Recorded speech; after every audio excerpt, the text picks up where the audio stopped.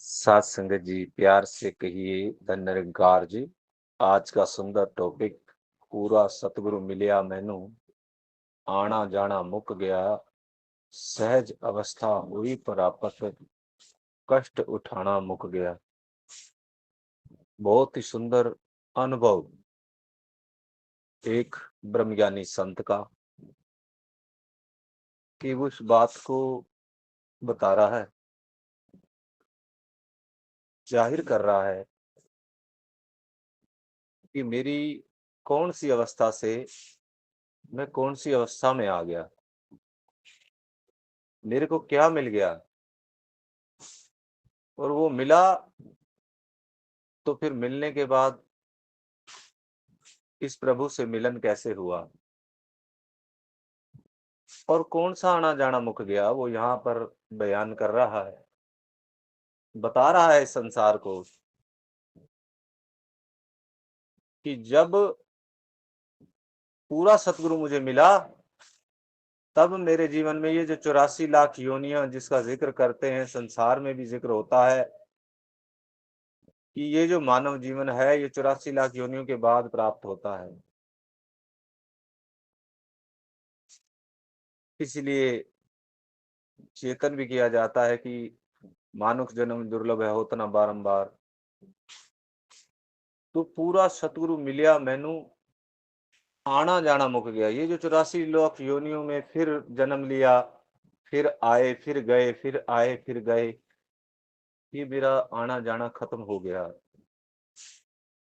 कैसे खत्म हुआ वो भी बता रहा है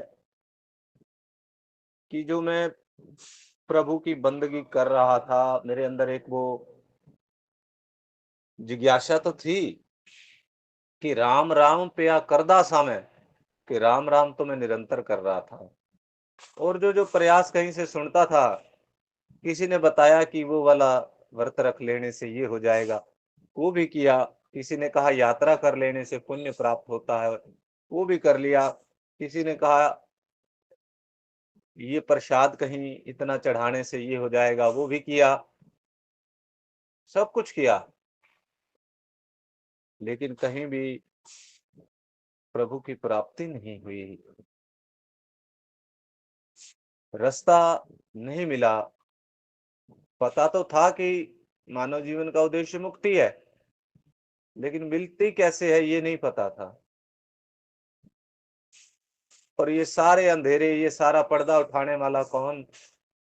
वो केवल और केवल एक सतगुरु, कि जिसके बारे में प्रभु राम भी अपने गुरु वशिष्ठ के पास जाकर के प्रश्न किया कि मैं कौन हूं। भगवान श्री कृष्ण चंद्र जी महाराज के भी सतगुरु संदीपनी जी। और जितने बार भी प्रभु ने इस धरा के ऊपर जन्म लिया, तो सत्संगत सतगुरु का संदेश उन्होंने हमेशा दिया कि जीवन में अत्यंत आवश्यक है और यही आपको मुक्ति दे सकता है। इसके बिना ये मुक्ति संभव नहीं, ये आना जाना खत्म नहीं हो सकता। ये जो कष्ट उठाए जा रहे हैं कि कहीं कठिन यात्रा कर ली, कहीं वो भी दास ने देखा कि लेट लेट तक फलां जगह तक जाना है, और कैसे पैरों में छाले, और कैसे भूखे रहकर इतने दिन तक भोजन नहीं करना। तो ये सारा कष्ट ही तो है। शरीर को कष्ट ही तो दिया जा रहा है, मन को भी कष्ट दिया जा रहा है। तो कष्ट देने से प्रभु कहाँ प्राप्त होते हैं? प्रभु ने तो ये सुंदर शरीर, तन मन धन जो भी दिया है, वो तो सुख देने के लिए दिया है, शरीर को कष्ट देने के लिए नहीं, कष्ट उठाने के लिए नहीं हुआ। ये मानव जीवन नहीं मिला, ये तो आनंद लेने के लिए मिला है। और उसके लिए पूर्ण सतगुरु की शरण में आना होता है, और आकर के केवल सर को झुकाना होता है बस।